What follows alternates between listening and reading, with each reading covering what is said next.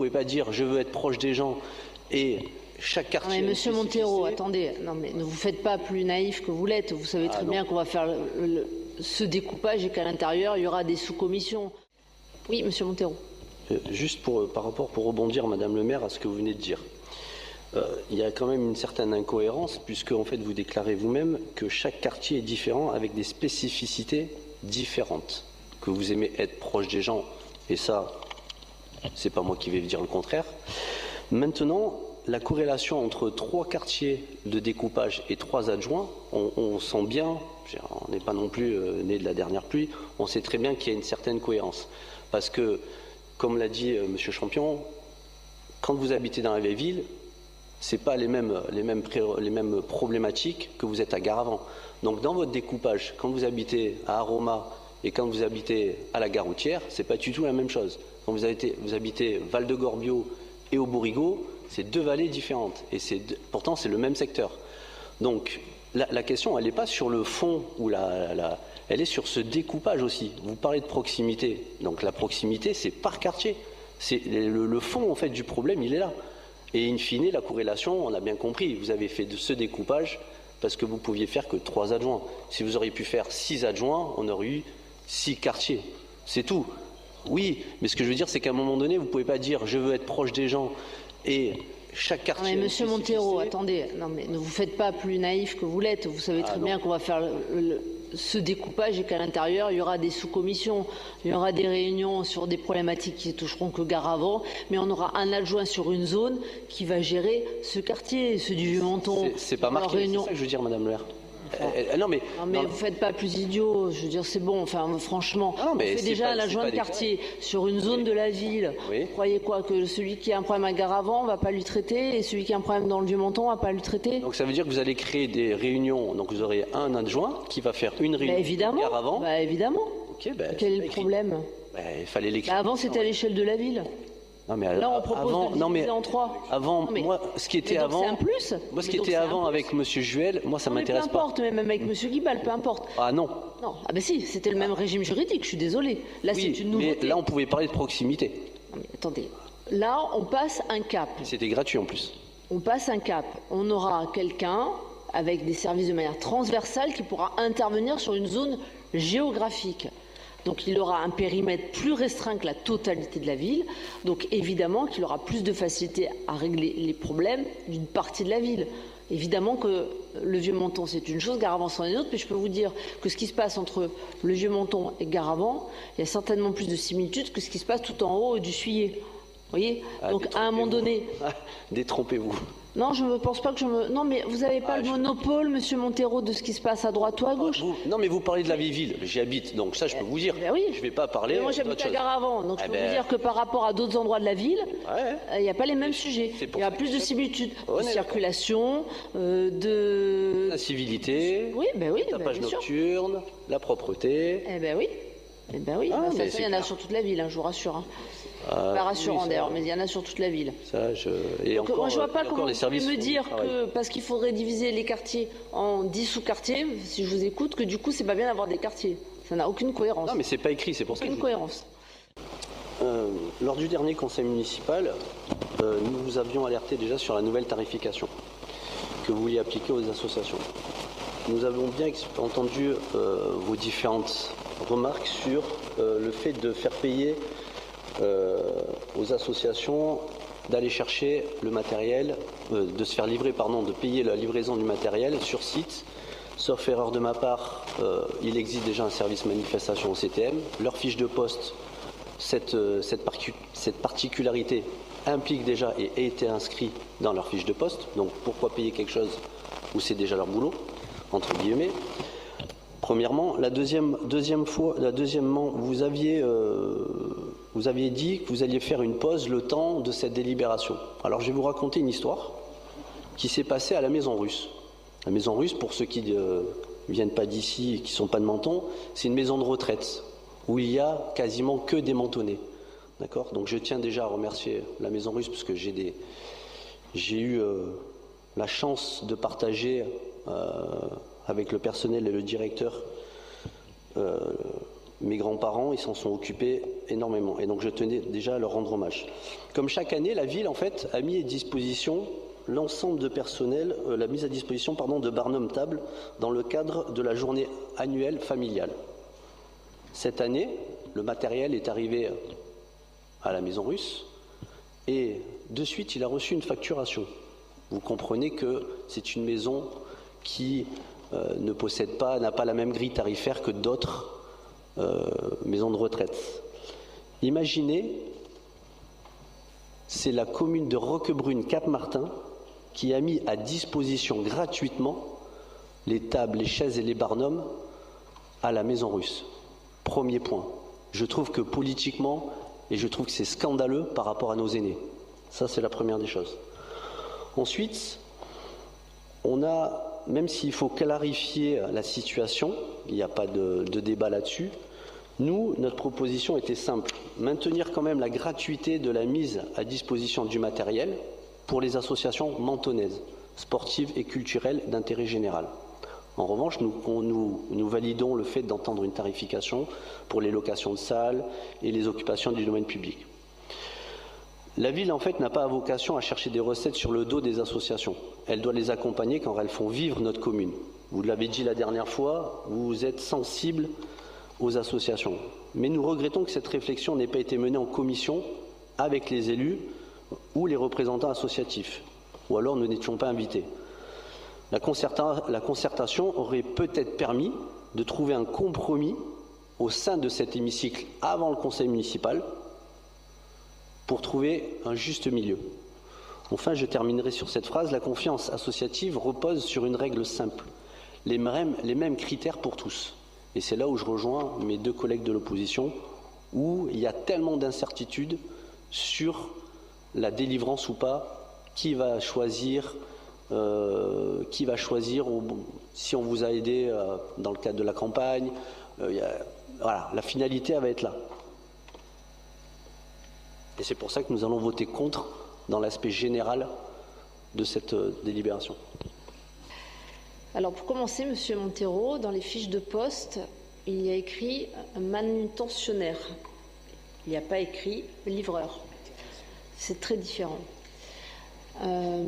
Et aujourd'hui, c'est beaucoup d'heures supplémentaires, souvent pour aller livrer du matériel. Donc effectivement, vous avez 100% raison. La commune n'est pas là pour s'enrichir sur le dos des associations. Et je réitère évidemment mon soutien aux associations. Et il y a eu des bugs quand je suis arrivée, parce qu'en fait, l'ancien régime était effectivement extrêmement défavorable aux associations, mais il n'était pas appliqué, donc on était dans la totale illégalité. Donc j'ai voulu remettre de l'ordre dans les choses, donc forcément il y a eu des bugs. Entre le moment où on a commencé à vouloir mettre de l'ordre, au moment où on a commencé à réfléchir quel statut on allait adopter, et au moment où on vous présente cette délibération. La Maison Russe, ça fait partie des bugs. Au final, ils n'ont pas payé puisqu'ils n'ont pas fait la manifestation. Oui, sans payer. Non, ils ont fait, c'est Roquebrune-Cap-Martin. Oui, qui leur a prêté. C'est qui leur a prêté. Donc ils n'ont pas payé et on leur avait dit par téléphone qu'on ne leur réclamerait pas puisque ça faisait partie de l'application de l'ancienne délibération. Oui, entre-temps, Roquebrune est venu leur donner le matériel, mais ils n'auraient pas payé. Non, mais je tiens quand même à le dire puisque nous sommes enregistrés. Ils n'auraient pas payé. Sur les critères d'attribution, ça me fait rire que vous soyez en train de dire que on a déjà l'esprit mal placé, que peut-être qu'en fait on a monté tout ce régime pour peut-être éventuellement favoriser des associations qui nous auront aidés. Moi je vais être honnête avec vous, Je pense qu'effectivement il y a beaucoup d'associations qui, vous l'opposition, vous ont aidé, pas forcément moi, et je m'en fous. Parce que ce qui compte maintenant, c'est que tout le monde soit sur un régime équitable.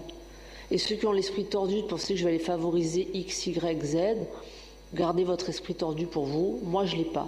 Il y a des critères objectifs, Monsieur Sarkozy, pour savoir ce qui est un bénéfice d'intérêt communal ou pas, ce qui ressemble à un SPIC ou pas. C'est juridique. Donc, ce n'est pas moi qui vais vérifier. C'est mes services. Et je fais confiance à mes services. Et s'il y a une erreur, il peut y en avoir. Ben, je suis sûre que l'opposition nous le fera remarquer. Donc je suis tranquille, vous serez dans votre rôle. Et ça peut arriver. Et s'il y a une erreur, on la rectifiera. Mais je ne vois pas pourquoi il y aurait des erreurs, les critères sont assez simples.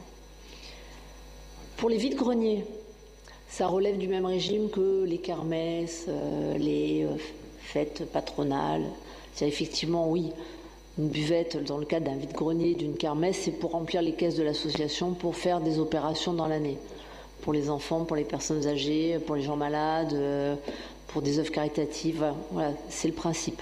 Donc on sait très bien que quand il y a une buvette dans un cadre de ce type-là, c'est pas pour faire des bénéfices. C'est pour remplir une mission. Donc évidemment, là aussi, il n'y aura pas débat, ça sera gratuit. Ben, je pense que j'ai répondu à tout le monde. Est-ce qu'il y a quelqu'un à qui j'ai pas répondu? Non, on a fait le tour. Le tableau est... Ah oui, non, une autre chose. Hein. On a plafonné. Hein. Non, j'ai oublié de le dire. Vous ne m'avez pas demandé. On a plafonné à 250 € maximum sur le domaine public. Maximum. On va quand même demander, mais un plafond, parce que sinon, on peut partir très loin. Et ce n'était pas le but. Mais quand il y a des grands événements, par exemple, entre autres sportifs, où là, il y a des bénéfices, parce que c'est organisé par des fois des sociétés ou des associations qui sont soumises aux bénéfices industriels et commerciaux, oui, là, c'est normal qu'ils payent. C'est même tout à fait cohérent. Monsieur Montero, vous aviez une dernière question. Oui. Quand je vous dis que je suis suspicieux, Madame le maire, déjà d'une, on sort de 5 ans de Yves Juel, avec un mode de fonctionnement qui était suspicieux. On peut dire ça comme ça, n'est-ce pas, Monsieur Storey? Moi, Monsieur Montero, je suis votre idée. Deuxièmement, Si vous voulez, je vous dédicacerai une photo après. mais non, je l'ai déjà. Vous l'aviez fait l'année dernière. Moi, je trouve que c'est bien que tu sois l'idole de quelqu'un. Ensuite, on aurait pu se voir en réunion de quartier. En plus, Madame le maire, quand vous dites je suis suspicieux, on a quand même des faisceaux qui nous sont arrivés à nos oreilles. Savez-vous qu'autour de vous, des gens ont mis une certaine pression où on fait passer des messages à des présidents d'associations pour faire démissionner des gens qui faisaient partie d'un bureau. D'accord? J'ai 2 exemples concrets. Je me tiens à votre disposition si vous voulez de plus amples renseignements. Mais c'est quand même fou, vous qui dites fini la chasse aux sorcières, vous êtes la mère de tous les Mentonnais, que des gens autour de vous fassent pression auprès de présidents d'associations pour leur demander attention. Montero, c'est pas D, c'est 1. Pardon? Et on peut en parler, c'est pas D, c'est 1. Ah, mais Non, mais je sais très bien de quoi vous parlez. D'ailleurs, un très proche à vous, c'est marrant. Très, à moi? Oui, à vous. Allez, continuez. Donc, vous parlez de suspicion. Mais automatiquement, quand on voit tout ça, on ne peut qu'être suspicieux. On est d'accord? Quoi le tout ça? Ah, mais quand on voit tout ça... Non, mais c'est quoi le tout ça? Soyez concret. Dites-moi, quand un président est appelé par un élu pour lui demander, après 20 ans de travail, alors que cette personne-là, ça fait 20 ans qu'elle est dans cette association, okay, et qu'on dit, mais tu sais, t'as pas bien choisi ton camp, ta femme, elle était sur une liste, il vaut mieux que tu changes, tu leur demandes de démissionner. Est-ce que ça, c'est bien? Alors ça, donc le tout ça, c'est ça.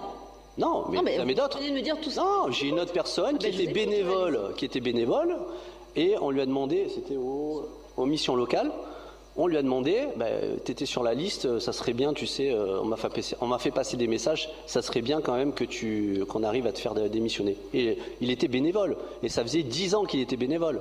Donc, ça, vous savez quoi, j'y crois pas une seconde. La mission locale, elle fonctionne parfaitement en très bonne intelligence avec le directeur. Je vous dis pas. Attendez, moi je vous dis pas. Je vous dis pas qu'elle fonctionne pas. À un moment donné, moi tout ça, ça me plaît pas. Donc soit vous avez des noms, des cas concrets, il y a des injustices qui ont été faites, vous me les dites et je les rectifierai parce que je n'aime pas l'injustice. Donc vous n'êtes pas au courant. Et vous me dites pas tout ça. Non, mais est-ce que vous êtes au courant? Sur la mission locale, je vais vous dire, j'ai encore fait il y a 3 jours. J'ai encore fait il y a 3 jours. Une manifestation avec la totalité du bureau, des administrateurs, des bénévoles, je n'ai eu écho de rien. Donc si quelqu'un a quelque chose, je suis quelqu'un, on vient me parler très facilement.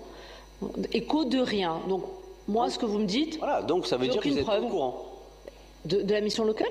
Mais au courant de quoi? Et sur l'initiative Montion-Riviera, est-ce que vous êtes au courant ou pas? Attendez, on finit sur la mission locale, au courant de quoi? Non mais... De rien. Ce qui s'est passé. De rien. Donc il a démissionné comme ça. Écoutez, je n'ai pas reçu de courrier, je n'ai pas reçu de demande et j'ai fait encore des réunions la semaine dernière avec la totalité des bénévoles, du bureau, du directeur, de l'ancien président, du nouveau président. Je n'ai écho de rien. Donc tout le monde s'est donné le mot pour qu'on ait écho de rien. Alors, arrêtez, avec en plus des tendances très variées. Hein, donc je n'y crois pas une seconde. Je me tiens à votre disposition tout à l'heure. Pas de problème. Mais avec grand plaisir. Ça va bien se passer. Il manquerait plus que ça se passe pas bien. Ah, c'était une petite boutade pour monsieur Venem. Ah, mais vous avez le droit d'avoir des petites boutades du PS, hein, ça va bien se passer, c'est très PS hein, comme connotation. Vous avez changé de bord. Je suis en étiquette. Moi, je suis mentonné. Ça va bien se passer, vous ne connaissez pas? Oui, mais moi, mon étiquette, c'est menton, c'est tout. Bah oui, mais là, vous faites des déclarations et des citations PS. Pardon, monsieur Marquisio? Et un peu portugal aussi. Ah, toujours portugais, italien et tout. Bon, trêve de plaisanterie. Moi, ce qui m'intéresse, c'est les associations aujourd'hui. Je suis né à Menton. Moi aussi. Alors, moi, ce qui m'intéresse aujourd'hui, c'est les associations. Donc, ça vous embête pas, on va revenir dans le débat des associations.